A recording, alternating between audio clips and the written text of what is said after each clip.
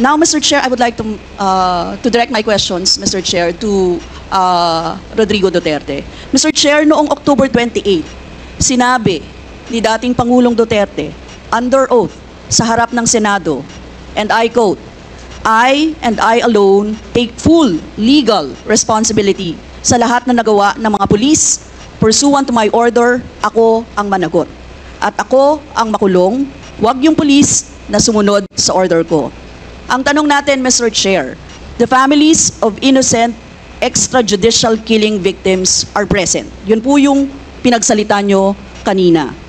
So can the former president look them in the eyes and say once more that he takes full legal responsibility for the deaths of their loved ones, Mr. Chair? Can you? What's the question?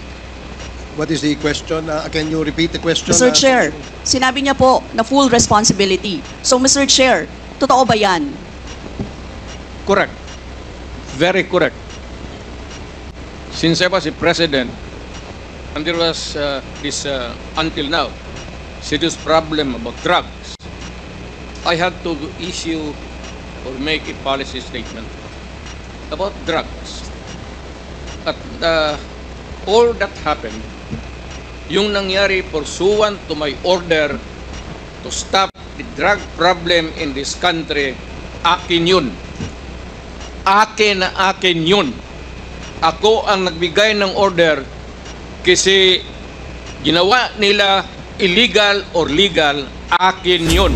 Thank you, Mr. Chair. I take full responsibility for it. Thank you, Mr. Chair. Yun po yung tanong ko. Yung families of innocent extrajudicial killings, kayo din. File the case in court. Mr. Chair. Walang problema. Nandiyan ang korte. Yes, Mr. Chair. Second question ko. Responsable kayo kasi polisiyan nyo yon. Kumbaga, tatak Duterte. Dahil polisiyan nyo rin yan, tama ba? Sa Davao. Nung nasa Davao pa kayo. Tama ba na tawagin po itong Davao model or Davao style? Mr. Chair? I cannot control the semantics. Mr. Chair, yes or no? Davao style? Do not ask me to answer yes or no. You are not an investigator. Mr. Chair, tayo po ay nasa investigasyon kasalukuyan, Yes, Mr. but you Chair. are not an investigator. Why are you asking me to answer Mr. yes Chair, or no? tinatanong ko lang na... Point of Session order. suspended. Yes, Mr. Chair. Napakasimple lang po ng tanong ko. Tinatanong ko lang po kung yes or no, Davao style ba yung inyong modelo. Mr. Chair, ayaw niya sagutin. So, Mr. Chair, hindi ko maintindihan yon. Actually, I'm not answering the question of Congresswoman Rosas, Your Honor. My point is, Your Honor, to allow the resource person to finish his answer. Okay, we will do that. Thank you, Attorney Bello. Thank you, Your Honor. Thank you. Congressman Brosas, maybe it is, perhaps the former president would like to elaborate on his answer. We may ask questions that is answerable by yes or no, and as much as possible, we would ask the resource person to say, only answer yes or no. But if he wishes to elaborate, and as long as it is germane and related to the answer to your question, we will allow that. But Yes. we will make it very, very short. Yes, Mr. Chair. Pwede namang mag-expound, Mr. Chair. Ang tinatanong ko lang, sa particular question na yon, maaari naman siyang sagutin ng yes or no. And then the explanation, Mr. Chair. Opo, opo. Mr. Do not control my answer, kung Your Honor. This is not an inquisition. It's a democratic process of investigation. Okay, thank you, Mr. President. Sana po, if there are questions that will be propounded by the members, hopefully, medyo, kung gusto po natin mag-elaborate, we will allow that, provided that kung maaari po sanang iksian lamang po natin nang sa ganun, malinaw. And for the members who wish to ask questions that are answerable by yes or no, please make the questions very clear para ho masagot po ng yes or no, Your Honors. So I hope para ho maayos yung ating pagtakbo ng ating hearing sa ngayon. So please proceed, Congresswoman Brosas. Yes, Mr. Chair. Mr. Chair, ang tanong ko, sinasabi nyo rin na ang war on drugs ay talagang utos nyo. Diba? Pag sinabing war on drugs, Duterte yan. sa inyo na nadikit yan. Unless, eto po, tanong na pwede nyo i-expound. May iba kayong gustong itawag doon? Meron po ba kayong gustong ibang itawag doon? Wala na po. Sabi ko, I assume full responsibility for whatever happened in the actions taken by the law enforcement agencies of this country to stop the drugs or the serious problem of the drugs affecting our people. Mr. Chair, next question. Nung naging mayor po kayo, sabi nyo naging safe ang Davao. Tama po ba?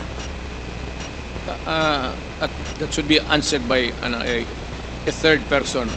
I would not be answering that. It would be presumptuous of me to conclude. Hindi ako magsabi. I never said that Davao City was not publicly. Mr. Chair, as mayor, masasabi nyo na naging safe ang Davao sa panahon nyo? Talaga. Kasi walang kriminal sa kalye, Talaga. walang snatcher, Walang snatcher. walang akyat bahay, Walang akyat bahay. walang magnanakaw, Walang magnanakaw. walang mamamatay tao. Walang mamatay tao. So yun po lahat? Yes. Oh. So walang mga kriminal o walang insidente ng kriminalidad, bakit po? Merong mga incidente, not totally. It could be a dream of a city not to have any criminal incidents or violence. Pero overall, Davao City was safe. If the test or standard would be that a citizen of the city can walk all over the city and men and children can go home safely, unmolested, undisturbed. That was the standard that I gave to the police of Davao City. Mr. Chair, I would like to ask, no? Hindi ba nagkandamatay sila sa panahon na yon? Marami po. Sino-sino po ang mga pumatay? Wala akong listahan yan, ma'am. We have to go to the tawag nito. Hindi ko bit-bit. Ang bit-bit ko lang ho yung hindi. Mr. Chair, I would like to ask again, no? Sa inyo po, nakaranasan, kayo mismo ba pumatay? Ako? Marami. Mga 6 o 7. So Ewan what- ko kung natuluyan yung, hindi ko na follow up sa hospital kung natuluyan. Quote ko lang, ipaalala ko ulit, Mr. Chair, kasi mula din ito sa Senate hearings, ano? I-quote ko lang po kayo, in Davao, I used to do it personally, just to show to the guys that if I can do it, why can't you? Correct.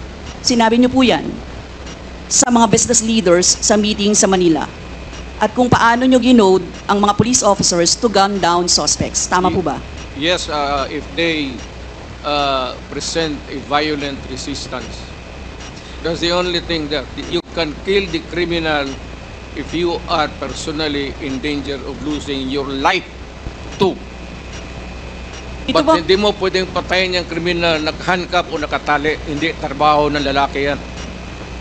ito pong second, Mr. Chair, na quote, kayo rin ito. And I'd go around in Davao with a motorcycle, with a big bike around. And I would just patrol the streets looking for trouble also. Manila Times po ito. I was really looking for a confrontation so I could kill. Sinabi niyo po ito. Yes. Nagdadasal po ako na nagmumotor ako na may mag-hold upper dyan. At kung maabot na kita, talagang patayin kita. At kung basta kriminal ka. Wala akong pasensya sa kriminal. Pagka lumaban, patayan. So, Mr. Chair, kanina po kasi sinabi ni Duterte na he takes full legal responsibility. Siya Yes. ang mananagot at Yes. makukulong sa ginawa ng mga kapulisan. Yes. Kung sa inyo po ang policy, inaako nyo rin ang accomplishment nito. Yung Naku. lahat po, kasi kung naaalala ko sa war on drugs, yung mga accomplishment, may nahuli, nagbebenta, gumagamit, gumagawa ng droga. Lahat yan. Ma'am, if you are the city executive or mayor, lahat ng utos mo na ginawa ng police and all the consequences sagot ko yan. Pati ang ginawa ng pulis, sagot ko yan. Pati po yung accomplishment kung may nahuli, enforcement of law yun. Accomplishment din po yung na-confiscate na drugs. Tama ba? Lahat ng trabaho ng pulis, because you are the mayor, at inutos mo yan, and the consequences, or sometimes an incident can go right and go wrong. Protektahan ko yung pulis kasi ako ang mayor. Hindi magtrabaho yung pulis, matakot yan kung hindi mo bakaban. So lahat ng trabaho ng pulis, nung ako'y mayor, for the longest time, akin yan. So, Mr. Chair, alam niyo po ba kung ilan ang arrested sa mga drug operations at how much ang drug na na-seize nung time na yan? Ma'am, I was not notified in advance that I have to make an accounting for the arrested persons in Davao City. That is, I would not want to. That would not be a proper question. Mr. Chair, sabi niyo yung accomplishment report sa inyo yan. Accomplishment, yes. Accomplishment is another thing. But you see, to ask for the number of arrests or killings, that would be a stupid question. Mr. Chair, sinabi po ninyo na aakuin nyo lahat. Eh di syempre may accounting din kayo, Mr. Chair. At kabisado nyo, kahit nga kabisado ninyo kung ilan ang hinuli, ilan ang pinatay, ilan. Dapat may accounting kayo, Mr. Chair. And I believe, Mr. Chair, noong 2017, correct me if I'm wrong, may President's Accomplishment Report kayo. Yes, ma'am. Mr. Chair. Tanungin kita, where were you the other day at 4 o'clock in the afternoon? Point of order, Mr. Chair. Yan nga sinabi ko. Yes, may I remind our resource person, Mr. President, maaari po ay wag po, iwasan po natin magtanong sa ating po mga membro.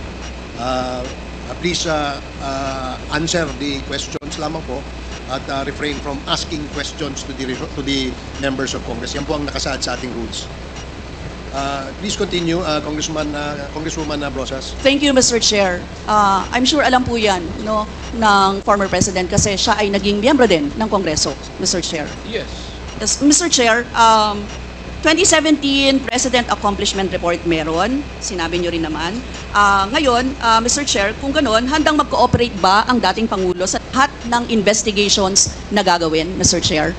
All investigations. What do you mean by lahat? How many investigations do you think that I have to participate? Point of order again, Mr. Chair. That's a 1 minute suspension. walang